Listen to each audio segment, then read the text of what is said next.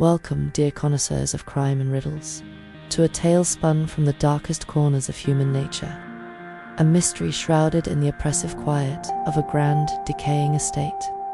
Tonight, we journey to Blackwood Manor, a place where secrets fester, like unattended wounds, and the very air whispers of impending doom.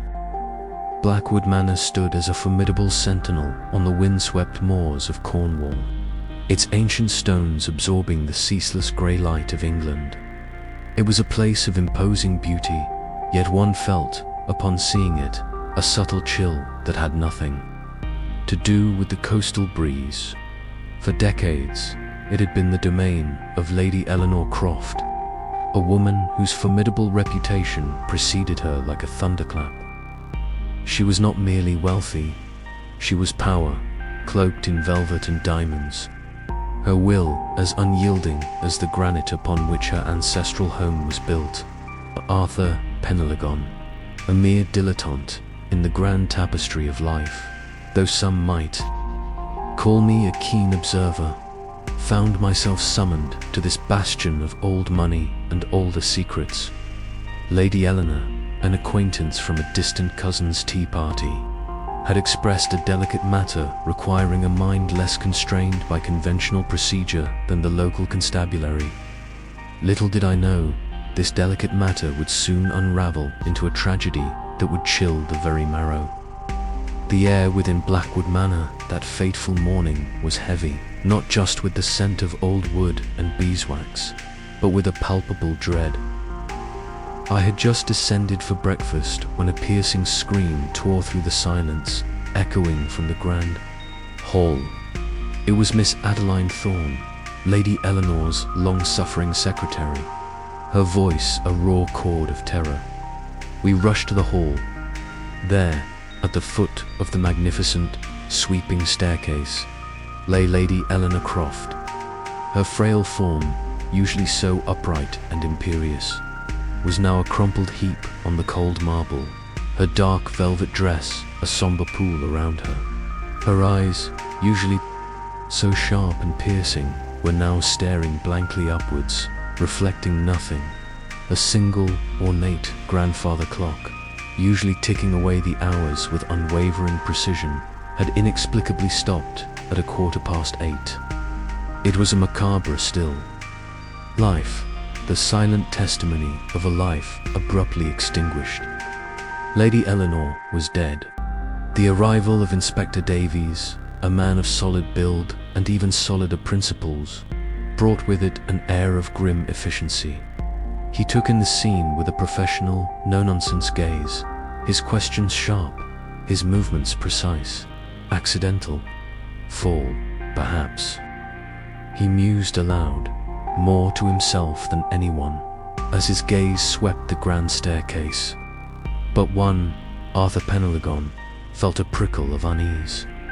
The way Lady Eleanor lay, the unsettling stillness, the almost theatrical sprawl it felt, arranged my eyes, ever drawn to the minutiae, wandered. The heavy antique emerald brooch, usually fastened impeccably at her throat, was slightly askew. Her left hand, strangely, was clenched, not in spasm, but as if holding something, though nothing was there. And the grandfather clock, its hands frozen at 8:15, a simple fall, or a meticulously staged tableau. Inspector Davies might have seen a tragic accident. I saw a canvas waiting for a detective's brush. The drawing room became the makeshift interrogation chamber. First, Nigel Croft, Lady Eleanor's charming but perpetually impecunious nephew. He spoke of his aunt with a forced melancholy, though his eyes darted about nervously. Such a tragedy. He lamented Aunt Eleanor was so frail, always rushing about despite her age. His alibi, a morning ride miles away at the precise time of death. Convenient, and, one might add, completely unverified. Then, Miss Adeline Thorne, a woman whose every gesture bespoke meticulous precision. She offered facts, dates, and times with chilling accuracy, her voice devoid of emotion. She had been in the study, arranging Lady Eleanor's correspondence, when she heard the thud. "I found her immediately," she stated, and called for help. She mentioned Lady Eleanor had been suffering from dizzy spells lately, a detail that initially seemed to support the accident theory. But the rigid set of her jaw, the way her eyes flickered towards Nigel, hinted at a deeper, unspoken narrative. Next came Mr. Silas Blackwood, the manor's ancient caretaker, a man as gnarled and silent as the old oak trees outside. He spoke of Lady Eleanor with a reverence that bordered on possessiveness, hinting at a deep-seated resentment towards any who might threaten the manor's legacy. He had been about his duties in the East Wing, a considerable distance from the staircase.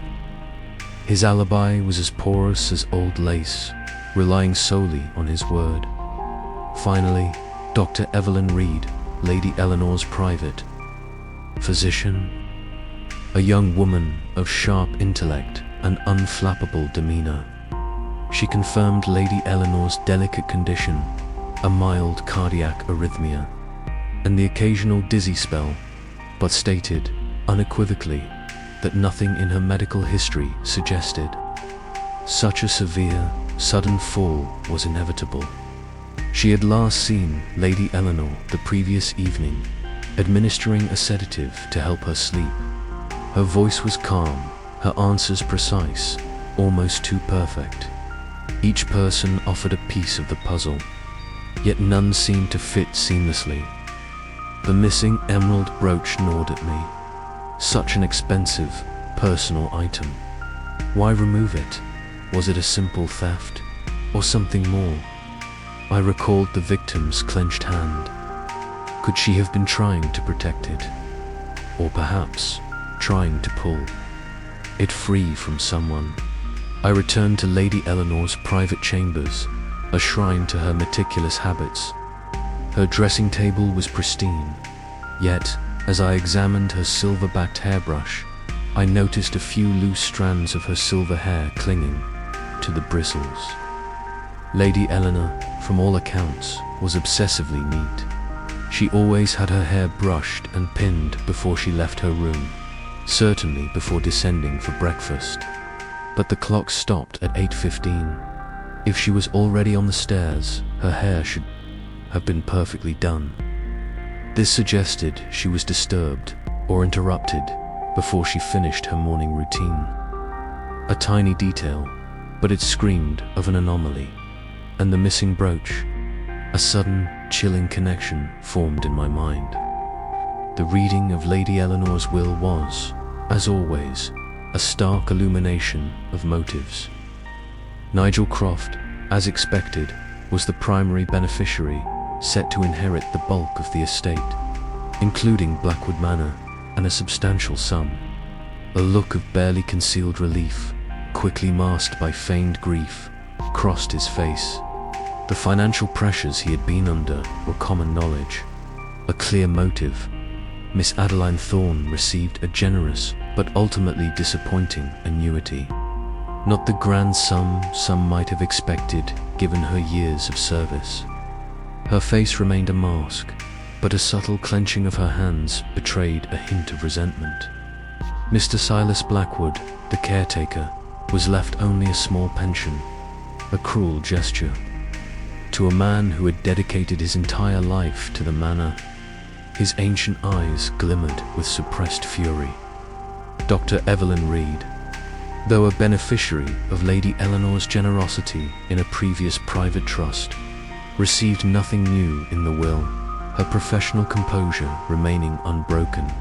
The air in the room was thick with unspoken avarice, disappointment, and the ghosts of old grudges. The missing emerald brooch gnawed at me. Such an expensive, personal item. Why remove it? Was it a simple theft? Or something more? I recalled the victim's clenched hand. Could she have been trying to protect it? Or perhaps trying to pull it free from someone? I returned to Lady Eleanor's private chambers, a shrine to her meticulous habits. Her dressing table was pristine, yet, as I examined her silver-backed hairbrush, I noticed a few loose strands of her silver hair clinging to the bristles. Lady Eleanor, from all accounts, was obsessively neat. She always had her hair brushed and pinned before she left her room, certainly before descending for breakfast. But the clock stopped at 8:15. If she was already on the stairs, her hair should have been perfectly done. This suggested she was disturbed or interrupted before she finished her morning routine. A tiny detail, but it screamed of an anomaly. And the missing brooch. A sudden, chilling connection formed in my mind. The strands of Lady Eleanor's hair, the missing brooch, the scuff mark on the step, the peculiar time the clock stopped. It all coalesced. I requested a gathering of the household, not for a grand pronouncement, but a quiet, almost casual conversation on the landing of the staircase.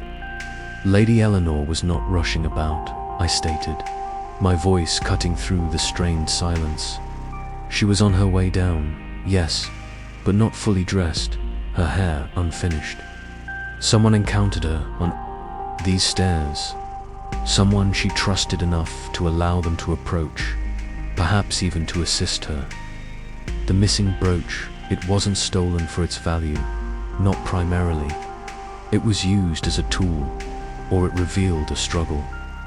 I paused, my gaze sweeping over the faces, finally settling on Dr. Evelyn Reed. You administered a sedative, Doctor. A strong one, was it not? Perhaps stronger than necessary. Dr. Reed's composure, usually so absolute, began to crack. Her hands, usually so steady, trembled almost imperceptibly. Lady Eleanor had trouble sleeping, she mumbled, her voice strained.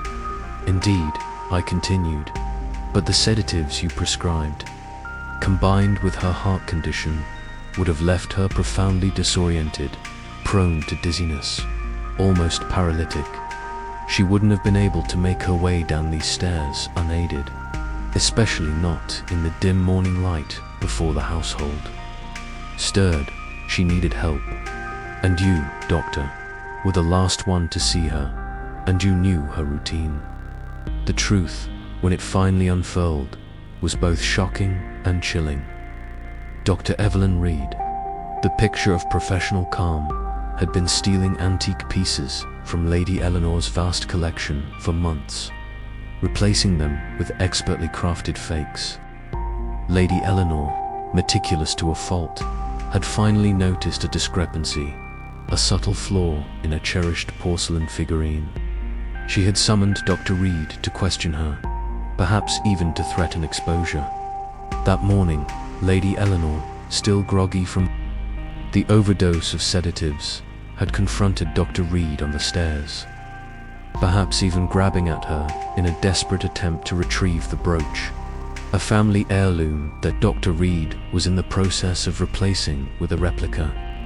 The scuff mark was where the real brooch had been scraped from Lady Eleanor's grasp, then quickly pocketed by the doctor.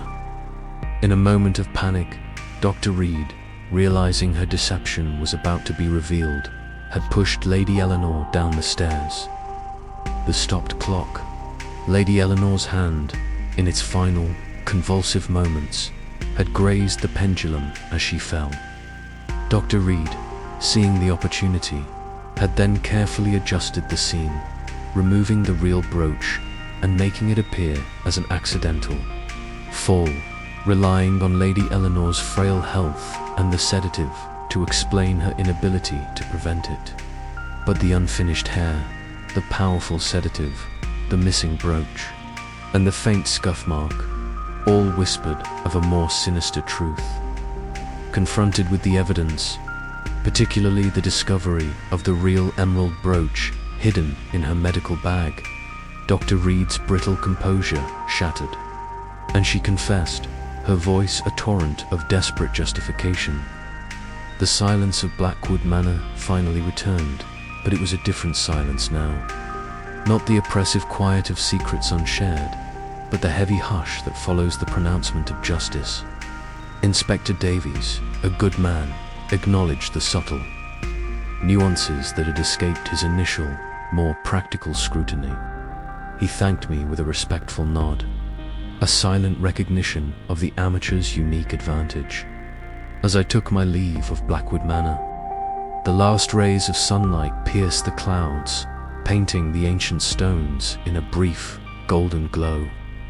The house had held its secrets, its jealous guardians, and its dark deeds. But even the most cunning plot, the most meticulously arranged leaves behind a trail of crumbs for the discerning eye. For in the intricate dance of human deceit, it is often the smallest, seemingly insignificant detail that betrays the truth and ensures that silence, however profound, cannot forever conceal the echoes of murder. If you've enjoyed unraveling this mystery with me, dear friends, do consider leaving a like on this video. And if you know someone who appreciates a good puzzle, please don't hesitate to share it. Your thoughts and theories are always welcome. So feel free to comment below. And for more tales of intrigue and deduction, be sure to subscribe to my channel. Until our next case, farewell.